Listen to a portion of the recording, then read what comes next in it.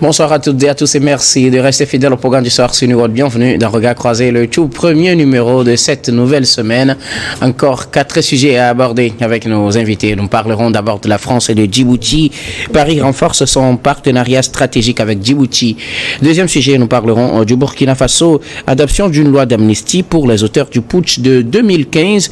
Troisième sujet, nous parlerons du Nigeria. Le gouvernement répond aux accusations de déstabilisation du Niger. Puis nous terminerons bien évidemment par le Togo, accident à la passerelle d'Agoué, des membres du gouvernement écoutés par les députés. Et pour en parler ce soir, 2 invités sur ce plateau. Avec moi, Gabin Adjaro, vous êtes juriste et directeur des cabinets Juriste Consulting. Bonsoir Gabin et bienvenue. Bonsoir docteur, merci pour l'invitation. Bonsoir à mon co-débatteur et bonsoir à toutes les téléspectatrices et téléspectateurs de New World TV et à tous nos internautes. Bon début de semaine à tout et chacun. Merci beaucoup à vous, Gabin, d'avoir répondu à notre invitation. C'est moi.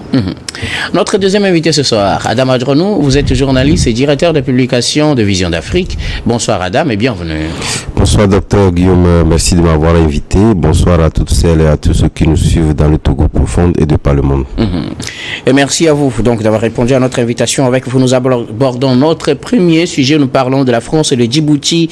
Paris renforce son partenariat stratégique avec Djibouti après avoir mis en place une stratégie de réorganisation de son dispositif militaire sur le continent, surtout en Afrique subsaharienne.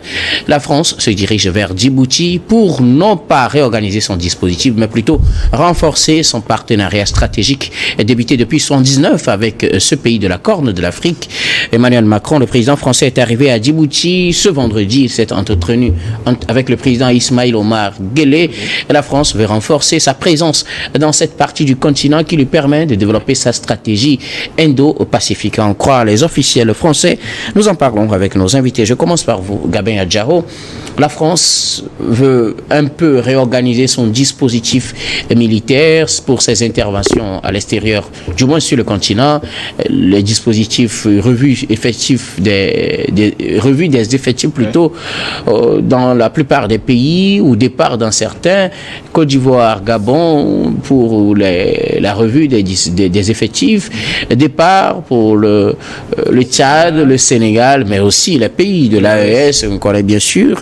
Mais ce ne sera pas le cas pour Djibouti. La France veut plutôt renforcer sa présence dans ce pays. Le président français a rencontré son homologue djiboutien le vendredi et samedi dernier. Oui, tout à fait.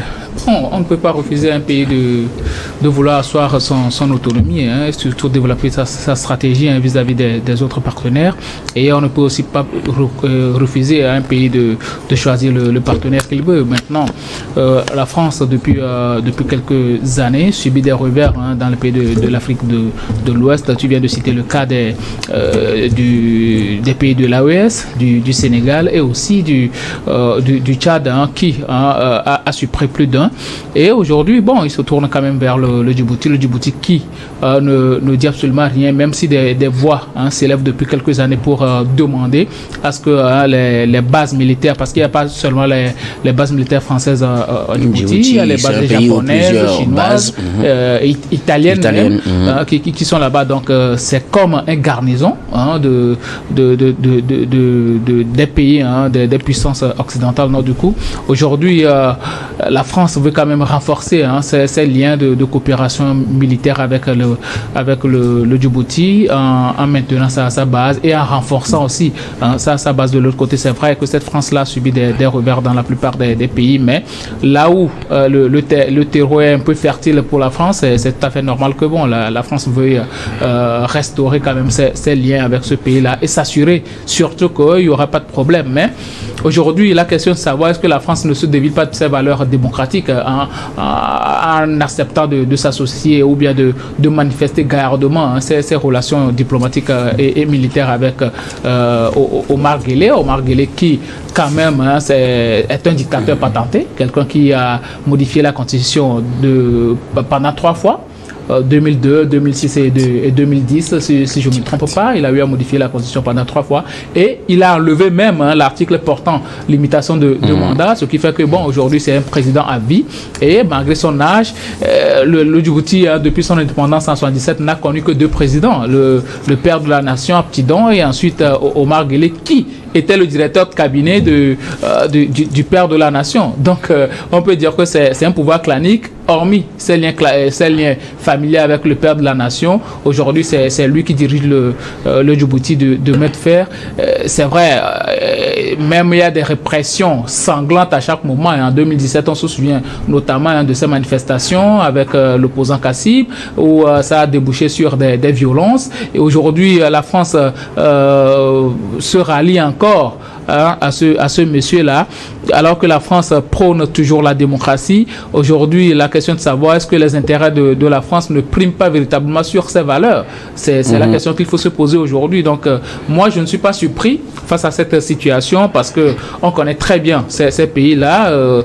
Charles de Gaulle l'avait dit, les pays n'ont pas d'amis, ils n'ont que des intérêts. Donc, peu importe ce qui se passe de l'autre côté du Djibouti, le plus important est que la France maintienne ses relations, surtout ses intérêts. Donc, c'est ce que la France est en train de faire, surtout que ce pays-là représente un ancrage stratégique pour la France vers sa propagation vers la Turquie et les pays de l'Asie, et aussi le commerce maritime avec les pays européens.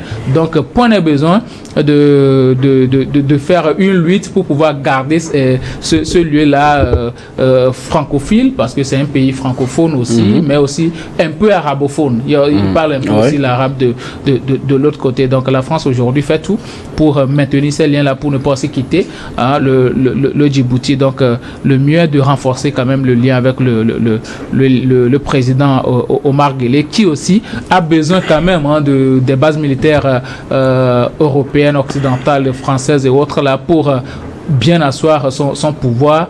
Donc eux autres, chacun cherche son intérêt. La France cherche son intérêt et le président Omar Guelleh aussi cherche son intérêt. Alors, Adam Adjronou, la France veut renforcer son partenariat stratégique avec Djibouti. On connaît un peu la réorganisation du dispositif militaire français sur le continent, dans les autres pays, mais ce ne sera pas le cas pour Djibouti. Plus de 1500 militaires français sont dans ce pays et la France veut renforcer cette présence, lui permettant de développer sa stratégie indo-pacifique. Naturellement, vous savez que l'on ne peut pas parler de Djibouti sans véritablement faire allusion à sa position stratégique, surtout sa situation au sein de plusieurs mers qui lui permettent aujourd'hui d'être la convoitise de plusieurs pays occidentaux.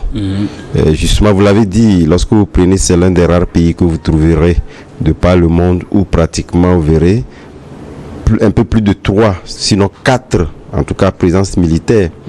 Il y a la Chine même aujourd'hui, qu'on ne connaît pas, qui fait véritablement de main.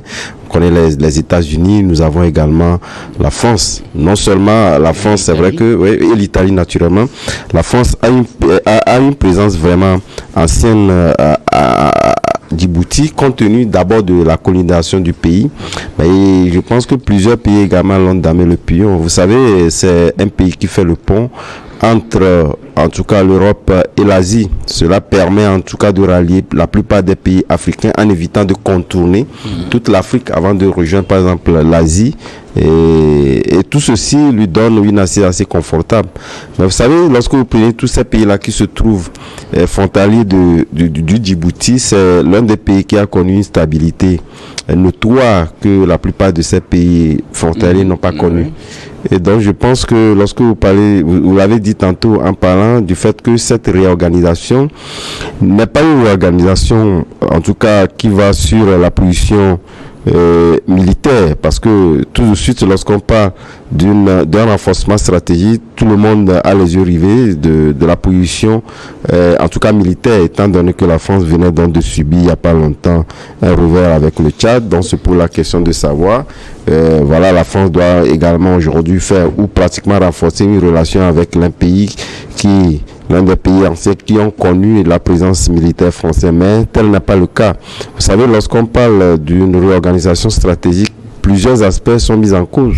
Naturellement, on ne peut pas parler de réorganisation stratégique sans parler véritablement en tout cas, de cette capacité à pouvoir donc transiter de l'arsenal militaire, puisque c'est de ça qu'il s'agit aujourd'hui. Lorsque vous prenez aujourd'hui les puissances occidentales, nous l'avons dit, lorsque aujourd'hui la Syrie venait donc à être surtout Alassane qui venait d'être mise en cause, on a tout de suite parlé, en tout cas, de cette position qui permettait en tout cas à certains puissants de pouvoir transiter. Surtout, on parle naturellement de la Russie, qui utilise véritablement donc ces ports-là pour transiter le matériel militaire vers certains pays, naturellement les pays de l'AES qui en ont plus besoin. Et lorsque ça venait donc à être sauté, on constate véritablement qu'il faudrait renforcer également cette position. Donc moi je pense que l'orientation est beaucoup plus déviée vers là. Il faudrait véritablement donc renforcer Djibouti, qui n'est pas aussi loin, qui est un passage entre en tout cas la mer Rouge, et pour rallier en tout cas la plupart des pays aujourd'hui africains qui sont les demandeurs de cet arsenal militaire là qui permet véritablement de réconforter la Syrie. Donc je pense que Emmanuel Macron, au-delà de cette position qui veut véritablement redorer le blason à la France, parce que on sait que la France a perdu beaucoup de plumes dans plusieurs pays qu'on ne voyait pas venir. Donc il faudrait véritablement, avec ceux qui ne sont pas encore exprimés, renforcer ce positionnement-là sur tous les plans. Et je pense que lorsque vous attaquez le plan économique, et je pense que c'est sur cet aspect-là où Djibouti est plus sollicité, parce que la France aujourd'hui, c'est l'un, quoi qu'on dise, c'est l'un des puissances militaires qui, en tout cas, la plupart des pays, surtout nous les pays africains, en ont besoin, même si certains n'en veulent plus. Nous savons véritablement que la France, sur cet aspect-là, est beaucoup plus sollicitée. Je pense que c'est sur ces voies et moyens-là que Emmanuel Macron a jugé opportun de pouvoir renforcer davantage ce positionnement-là, qui n'est pas un positionnement lié seulement à la question militaire. Alors, la France veut renforcer sa présence à Djibouti, mais faut-il oublier les aspects et les valeurs que défend la France, comme le disait tout à l'heure Gabin Adjao, qui énumère la position politique de Djibouti et du président Ismaël Omar Guelleh, avec qui la France doit avoir de très bonnes relations si elle ne veut pas subir le même sort qu'elle subit dans les autres pays, comme le Sénégal, comme le Tchad, qui sont les pays où la France est priée de plier bagages ces derniers temps. Emmanuel Macron est bien obligé de collaborer avec quelqu'un qui n'a pas dans la même vision que la démocratie française. Ouais, bon, ça, on ne peut pas l'écarter du revers de la main. Parce que vous savez, lorsque on parle de coopération, c'est vrai qu'il y a des aspects qui sont mis tout de suite en avant, mais d'autres aspects qui, lorsqu'on prend la population lambda, n'a pas tendance à pouvoir donc scruter. Donc je pense que sur tous ces aspects-là, c'est là où, par exemple, Djibouti pourrait véritablement donc intervenir pour dire véritablement dans ces accords-là où tirer beaucoup plus d'intérêt, d'avantages sur ce que propose donc la France. C'est vrai, sur le plan politique, que ce soit Djibouti ou d'autres pays, ils sont plus en odeur de sainteté sur la ligne qu'avait engagée la France par le passé, liée en tout cas à sa position stratégique. Et ce éveil-là, au sein des populations, amène les populations à dire que véritablement, donc cette politique que vous avez toujours adoptée par le passé n'est plus cette politique-là qui est acceptée chez nous. Et je pense que la plupart des pays aujourd'hui trouvent des canaux d'expression pour pouvoir donc le dire à la France. Je pense que la France également l'a compris comme telle. Et justement, lorsque vous prenez ces accords-là qui ne sont pas mis tout de suite en avant, la France tend à pouvoir donc polir, en tout cas son image vis-à-vis de la plupart des pays, en adoptant une politique beaucoup plus sobre, une politique beaucoup plus partagée avec les pays. Et en ce est-ce que ce sera le cas avec Djibouti? Mais bien évidemment, même si cela n'a pas été dit tout de suite, nous savons que la France, étant donné qu'elle-même sait véritablement qu'elle est en position de faiblesse et devait donc renforcer ce positionnement-là pour lui permettre véritablement de rebondir, vous convenez avec moi que cette politique-là ne serait plus mise en avant, mais Djibouti également devait donc le lui avertir, même si cela n'a pas été clairement donc explicité lors de cette rencontre-là. Gabin, Emmanuel Macron est amené à faire un choix difficile entre la vision ou le modèle défendu, le modèle démocratique défendu par la France et les intérêts stratégiques de la France en se tournant vers Djibouti. Oui, forcément. Aujourd'hui, il faut faire un choix. Le choix des intérêts français et le choix des valeurs. Et entre les deux, c'est aussi clair que ça. Là, il me semble que la France a déjà fait son choix, c'est-à-dire défendre ses intérêts. Quand tu prends tout ce qui se passe avec les pays de l'AES et ensuite le Sénégal, le Tchad, avec aussi la réduction quand même des effectifs en Côte d'Ivoire et dans d'autres pays, ça montre à suffisance que bon, voilà, quoi, il y a pratiquement des hostilités face à la France dans pratiquement tous les pays. Et aujourd'hui, face à ce genre de choses, pour maintenir la France-Afrique, il faut s'adosser à tout le monde, s'adosser même au pire des dictateurs. Et aujourd'hui, Ismaël Guelleh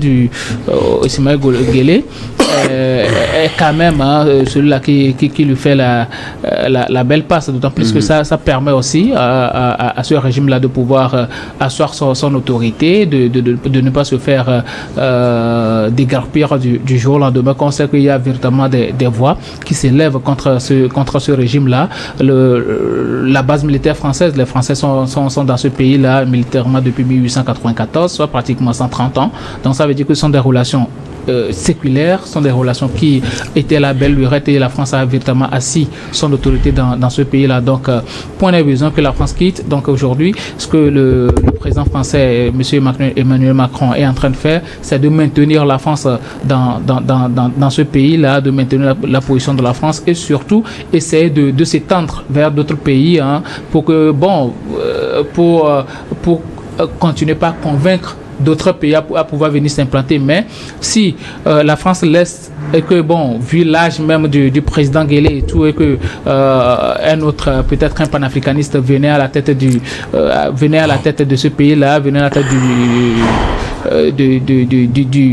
venait à la tête de Djibouti, ça va être tellement compliqué pour la France, parce que déjà il y a la société civile qui dit que ces bases militaires là doivent partir, et que que ce pays-là, Djibouti, n'est pas quand même le garnison de ces pays-là. Donc pratiquement tout le monde est contre, sauf le régime djiboutien. Donc ce qu'il faut faire aujourd'hui, c'est ce que la France est en train de faire, au-delà des valeurs défendues par la France, les valeurs démocratiques. Aujourd'hui, la France est en train de se dévier de ces valeurs-là en s'appuyant sur un président autocrate, dictatorial, qui parfois même fait des massacres sanglants pour maintenir son pouvoir. Donc aujourd'hui, on peut dire que la France a carrément dévié de ses valeurs démocratiques pour s'attacher beaucoup plus à ses intérêts. Merci beaucoup à vous tous pour vos contributions. Nous allons marquer la première pause, puis on reviendra tout à l'heure pour la suite de cette émission.